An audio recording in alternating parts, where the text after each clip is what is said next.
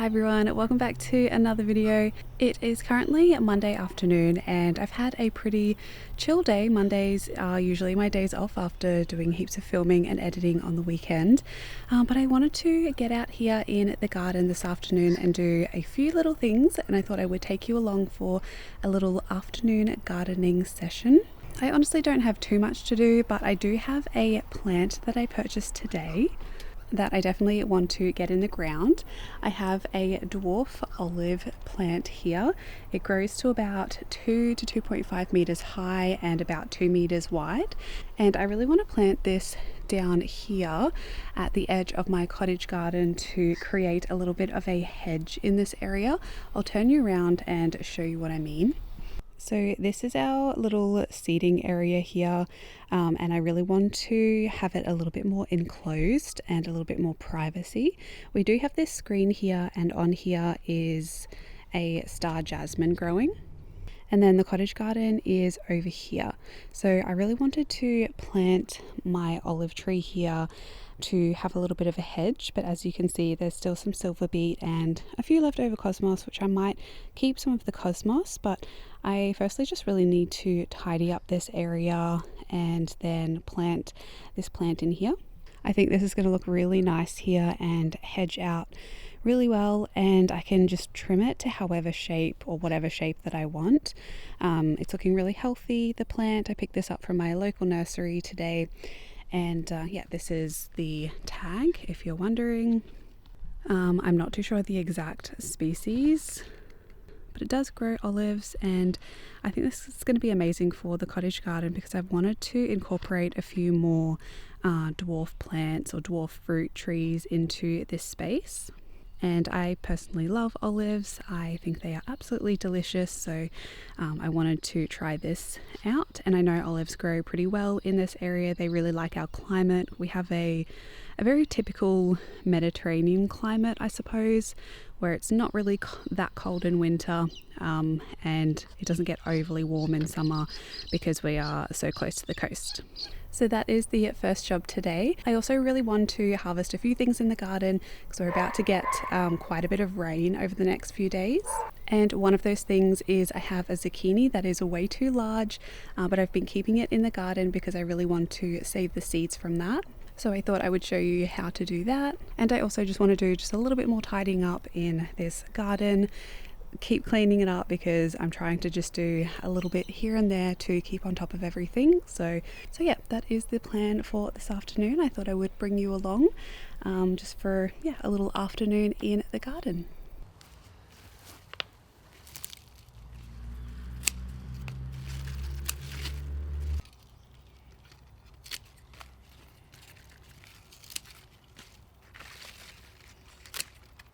This silver beet has been in the ground for, I want to say, definitely over a year, and it has been fantastic.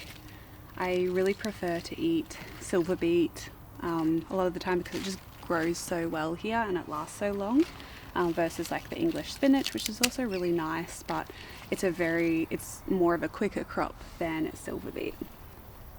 A lot of these are looking a little bit sad, so I'm only going to grab a little bit, but they have definitely served us well. Yeah, a lot of them are very bug eaten, so I'm just going to take the rest out. I think if I had chickens, this would be perfect for chickens though.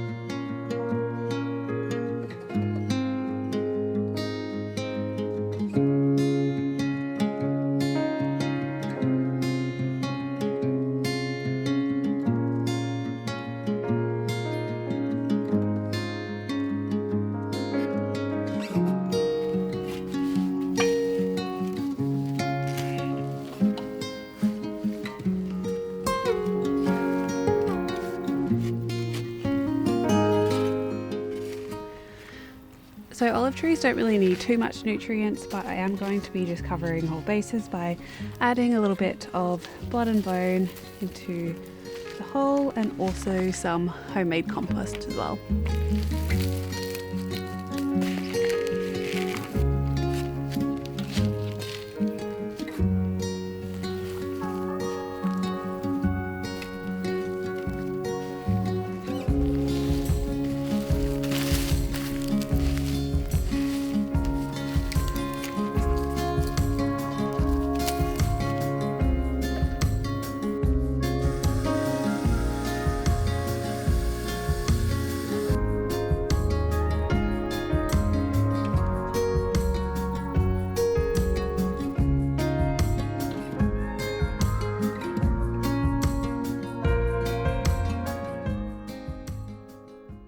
Right, I'm very happy with the positioning of that plant and I'm very excited to see how it grows here, and I will probably hedge it back as it kind of gets established into the area where it's planted. So like I said before, this is a hedging variety, so I'll probably just let it grow for quite a few months or maybe even a month or so. So in about a month or so I'll probably trim the plant so it encourages the plant to grow outwise rather than up, because I really want it to kind of fill in this space here, provide a little bit of a buffer from the shed here because it's not that pretty to look at, and also I just really love the foliage of olive plants. I think they're really pretty and will look really nice here.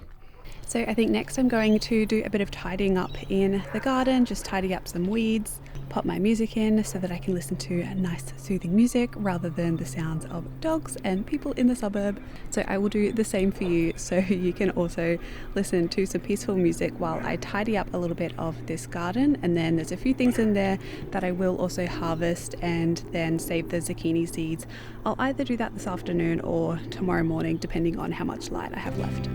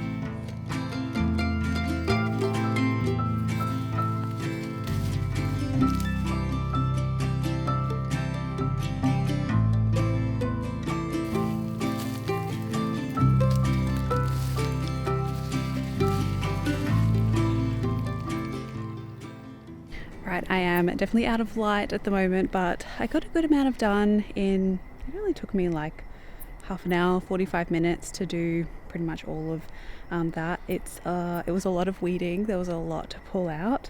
The strawberries just really have overtaken that bed and there was so much grass. It was just a mess, so I'm glad to have at least part of it cleared, and I'll show you what it looks like now. So you can kind of see where I cleared out from here that way. I also sprinkled some blood and bone over here, so that's why it looks a little bit powdery. That's what that is. But yeah, it took a while, maybe not 45 minutes, that was overestimating, probably about half an hour. I had some breaks in between listening to some music, but the main thing why I wanted to do this now was because I have a border of jonquils that I've planted along here, and they were just hidden under all of those weeds. So they all have a bit of room now, and I can actually see they are multiplying, which is great. I planted just single bulbs, so there was only a few that came up last year, but you can see how they've all multiplied now, which is amazing. That's what I want to see. So hopefully they can grow and naturalize in this border, so that each spring there will be some jonquils here. There actually are already some that have flowered, believe it or not, over here next to the olive. We have the star jasmine that I was showing you before. There's actually some jonquils that have already bloomed, and they smell divine. I might have to pick these tonight and take them up to enjoy them before the rain hits tomorrow. Oh, I just love the smell of these. They are so beautiful. But the last thing I need to do, I just need to go and harvest that massive zucchini, so I'll take you over there now.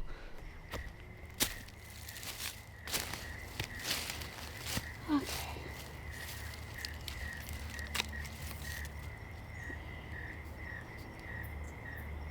There's ants all over it. I think there's an ant nest down here.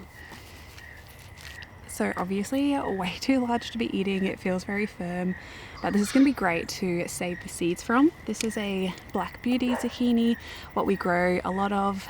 They're just kind of a stock standard, but I really enjoy these. So I think I'm going to do that tomorrow morning and wrap this video up now. I did harvest a few other things from that little patch there, including some of these leeks, which are quite small, but they'll still be delicious. They've been in here like all summer pretty much, and they just weren't really growing anymore, so I'm going to take those out. And then there was a random pumpkin growing in the mess of everything that I didn't even really know about, so bonus few pumpkins, which is great. I had homemade compost that was spread out there, so it probably came from that. But yeah, I think I'm going to head in now, and I'm on dinner duty tonight, so I need to go and make some dinner. But I'm very happy with that little afternoon gardening session. Still lots to do, but we are chipping away at this cottage garden, and the exciting bit is to come with actually being able to plant it all. So I'm keen for that, but for now we've got to keep clearing and prepping the soil for the future crops. So I thought I would finish this video off by just doing a bit of a voiceover talking you through how I'm actually saving these zucchini seeds. They're probably one of the easiest seeds to save, and you do get quite a lot if you save them. So I really enjoyed doing this in the past and wanted to share how to do it. You want to obviously make sure your zucchini are nice and large and just fully mature. And you'll be able to tell that it's mature by when you cut it open. You'll be able to see all of the seeds and that they are also nice and large and nice and mature. So to extract the seeds, I am just cutting the zucchini in half and then in half again to basically scoop out all of the flesh and the zucchini seeds. Now, some of the seeds are going to be fully viable and be able to grow new zucchini plants. Some of them also aren't. So this is how I determine which is which. To do that, I just take a simple jar and try and scoop out as many seeds as I can. I try to not get as much pulp and mainly focus on the seeds, but it is really hard, and you can separate that in another process. There are two ways to do this. You can either ferment the seeds by just keeping all of the excess pulp and the seeds in water for a few days until it starts to kind of smell a little bit and it is a little easier to remove the excess pulp and anything that's around the seeds. Or you can simply just remove the excess pulp by hand, which is what I'm going to do in this method. just to save a little bit of time, because it was quite easy to separate everything because the seeds were quite mature. So I am just filling up this jar with some water, and I am going to leave this for a day or so just to make sure that I can really tell what seeds are viable and which ones aren't. And to do this, you'll find that the ones that are viable all sink to the very bottom of the jar, and the ones on the top aren't going to be viable. Now, I'm probably missing out quite a few of these that are viable in the top layer just because I didn't separate all of the pulp at the start, but that's fine. I had so many to work with. So what I'm doing here is I am just going to be straining all of these seeds, and I'm starting to kind of just remove some of that pulp by hand, by kind of just mixing the seeds together, just to make sure that I'm left with as little of the pulp as I can, and just with the seeds remaining. Then once the seeds are looking fairly clean, I actually add them back into some water, and this is also just going to confirm which ones are viable. So I let this sit for a few minutes, and just making sure that they're all mixed up. Let them sit. The ones that sink to the bottom are all good, and the ones that float on top aren't viable. So I just make sure to scoop those out and put them in the compost bin. And then I'm pretty much just going to be straining these seeds again, making sure they're nice and clean, and obviously making a mess on the table as well. I was dealing with a lot of low light on this day, so I had to film in the living room. But after that, all I'm going to do is just dry them on a tea towel. You can use paper towels if you want, and you just want to make sure that they are fully dry. They'll take quite a while to dry, particularly now if you have high humidity like we do. But once they're fully dry, you want to make sure you store them in a cool, dark place, either in a paper bag, or if you know they're 100% dry, then in a little plastic bag. And there you go, that is all of the seeds saved. You get quite a lot from the one zucchini, so yeah, I'm looking forward to future plants from these. And that is about it for today's video. I really hope you enjoyed. Make sure to give it a like and subscribe if you like this kind of content. Thank you so much for watching. I hope you're having a lovely day wherever you are in the world. And until my next one, happy gardening, everyone.